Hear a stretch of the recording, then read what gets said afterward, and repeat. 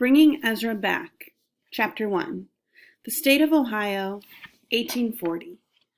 An itchy foot means you'll soon go on a journey, folks say. If it's your right foot that itches, you'll start off for someplace far away. If your left foot is the itchy one, you'll go where you're not wanted. Mama had never set store by such notions, but I reckon she was right. But both my feet were itchy, and I couldn't help wondering what it meant. I took off my shoes, got one look at the bumps and blisters, and I had my answer. Like a fool, I must have stepped in the poison ivy vines that grew behind the barn. I climbed up on the fence I'd been mending and scratched my feet hard against the bottom rail. The rough wood felt good. As long as I was taking a rest from work, I figured I might as well play a few licks on my fiddle. Since Pa got it for me, I took it with me wherever I went. When I was teasing sounds out of it, I forgot most everything else, including, I hoped, my itchy feet. I'd been playing for a while when a man appeared before me real sudden-like out of nowhere. Or so it seemed. Without thinking, I raised my right arm. I wish I'd been honing a scythe or a sharpening knife or cleaning his rifle. At least that way I'd have a weapon in my hand instead of a fiddle bow. "Whoa there," I said warily. "Who are you, and what do you want?" The man stopped and held up his hands with his palms open toward me. "Whoa yourself, young fellow," he said. "There's no call to be so tetchy." I reckon I was touchy. In the past year, I'd met a man called Weasel, and from him I learned there are people whose hearts are blacker than the moonless night. I'd gotten lost in that darkness, so lost I couldn't see my way out for a long time. Since then, I'd worked hard on the farm and taken up the fiddle. Both helped to keep my mind off Weasel. Still, memories of him got mixed up in the jobs I did and the tunes I played. I reckon a body couldn't lose the knowledge of something once he got it. For one thing, I couldn't take to new folks right off, the way I used to. I didn't mean to be standoffish, but I could never be sure about a stranger, whether he was likely to want to do me harm the way Weasel had. Pa and my sister Molly were about the only people I trusted. I'd say Mama too and our friend Ezra, but they weren't with us anymore. Mama caught a fever and gone to the next world. As for Ezra, he'd gone west to find his wife's kinfolk, and Pa and Molly and I didn't know if he ever got there. I told myself this feller looked harmless enough. He was wearing a pack like the one Isaac the peddler wore when he stopped by the cabin each spring and fall. Molly and I looked forward to Isaac's visits more than just about anything else all year. "You peddlin'?" I asked. The man nodded and smiled broadly. "Isaac's always been the one to come out to these parts," I said. "Isaac gave up the traveling way of life," the man informed me. "He got himself a little store back east. Said he was too old to be toting a pack around the wilds for nothing but God's earth and a mattress for a pillow." God's earth for a mattress and a pillow. Isaac had always said he meant to settle someday, but I never reckoned he'd actually do it. I wouldn't say no to setting this pack down and partaking of a bit of a refreshment, if you take my meaning, the man said. Mama would have asked me where my manners were, keeping a visitor standing in the barnyard after all the miles he'd traveled. "I reckon you better come on inside," I said. The man tipped his hat to me and smiled again. "Orrin Beckwith, at your service," he answered, giving me a little bow. "I'm Nathan Fowler," I said. Then I forced myself to add, "Welcome to ya." We started toward the cabin. I hollered to Molly, and she poked her head out the door. When she spied the peddler, she disappeared for a moment, then came out to meet us with a cup of cider in her hand. Duffy and Winston raced beside her, barking with excitement. Pa was busy splitting firewood at the far end of the pasture. I whistled loud to get his attention. He straightened up and peered in our direction, his hands shading his eyes. The sun was pretty low in the sky, which meant Pa would be coming in for supper soon. But no matter what time of day it was or what we were doing, we always left off work when the peddler arrived. Sure enough, as soon as Pa saw us standing next to a figure with a pack on his back, he took one last swing with his axe, put it on his shoulder, and started towards us. I introduced Molly to Orrin Beckwith. Shyly, she handed him the cup. He drained it in one long gulp and let out a loud belch. Molly's eyes widened, and she giggled behind her hand. "Pardon, young lady," said Beckwith, belching again, only quieter this time. But that was far too delectable to sip politely. "Is it your own home brew?" Molly nodded. "My compliments," Beckwith said, with another little bow. Molly giggled, and I could see how pleased she was.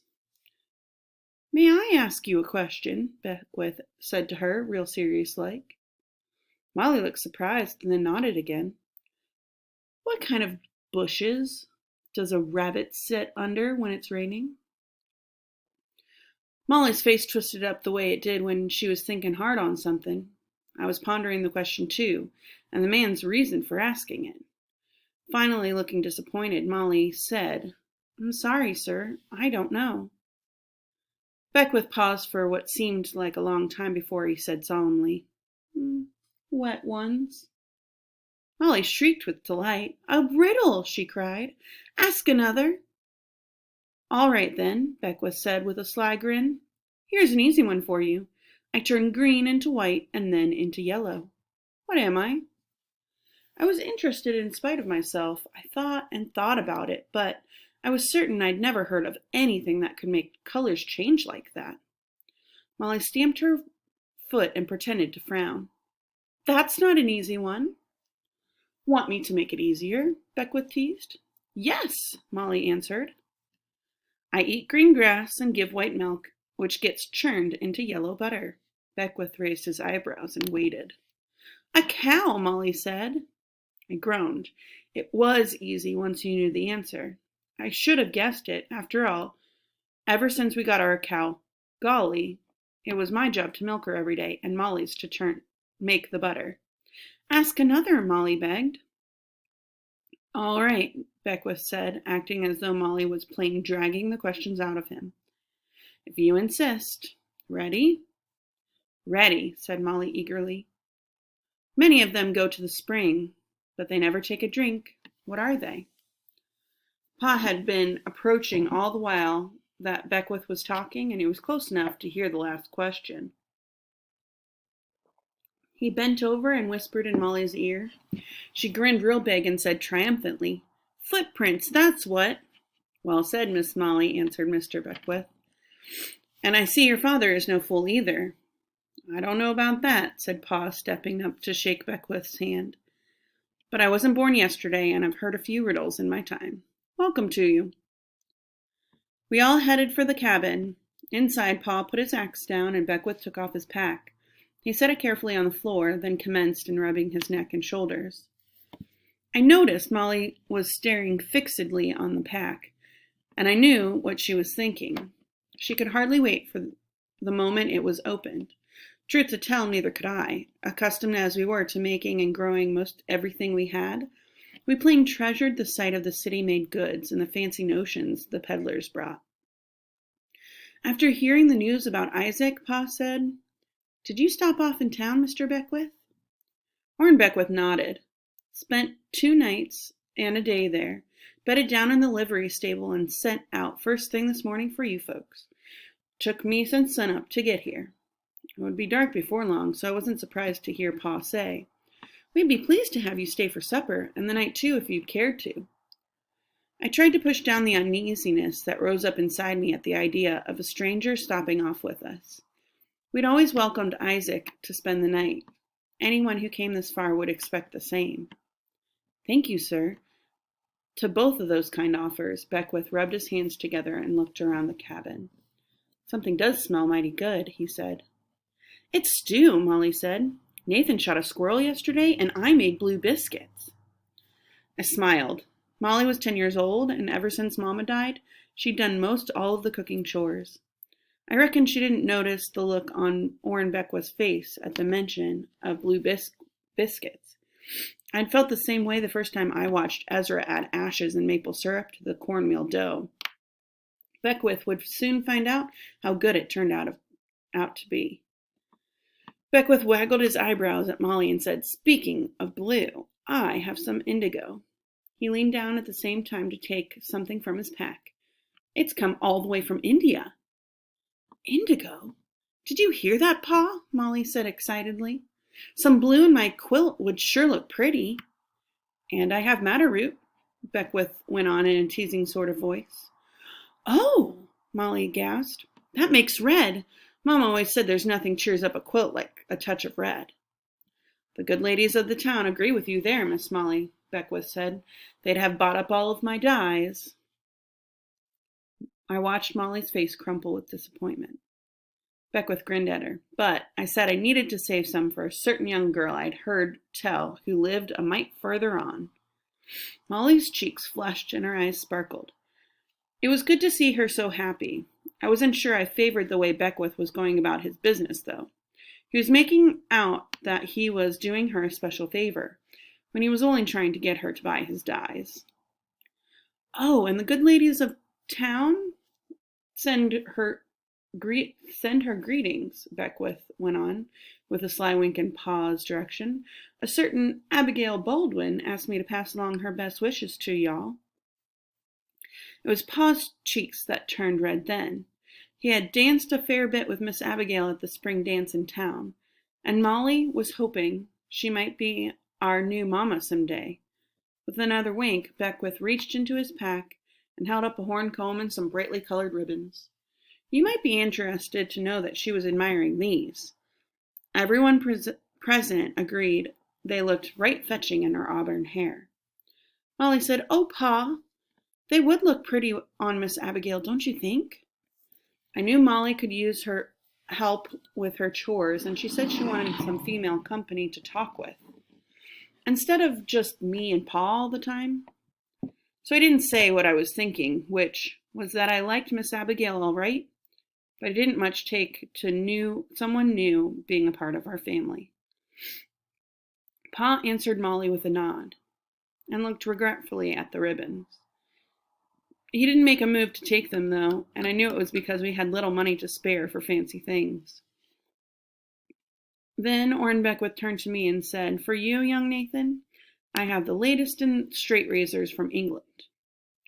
I was 12, and hadn't even noticed the first sign of a whisker. "If you're not shaven already, you'll be needing to before my next visit, by the looks of you. Why, you're near as big as your Pa." I was flattered at the notion that I looked grown enough to sprout a beard like Pa's, but I didn't let on. Beckwith eyed me close, sizing me up, it seemed like, the way Pa might look at a horse he was fixin' to buy. "You hold your cards mighty close to the chest, don't you, son?" he observed. "Now that I think of it, I imagine a sensible young man like yourself is more interested in practical matters." He took a knife from the pack. I knew right off it was a Barlow. My friend Colin Whitefield, whose Pa owned the store in town, had one. Orrin Beckwith held it out to me.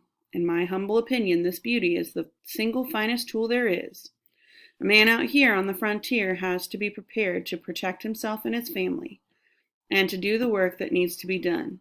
For example, you were mending fences when I showed up." I'd taken a break from mending fences to play my fiddle, as Orrin Beckwith well knew. He gave me a secret smile, like we shared a secret, and I scowled at him. "This knife will notch out a fence post like cutting butter. You'll find it comes in handy for just about any chore that comes your way. Take it, see how it feels." The blade was so shiny I could see my own face staring back at me. I felt the blade with my fingertip, sharp and strong. All of a sudden, I wanted it. Not as much as I wanted a fiddle, but nearly. I looked at Pa. "It's a fine knife, Nathan," he said, "but I reckon, for now, we can make do with mine.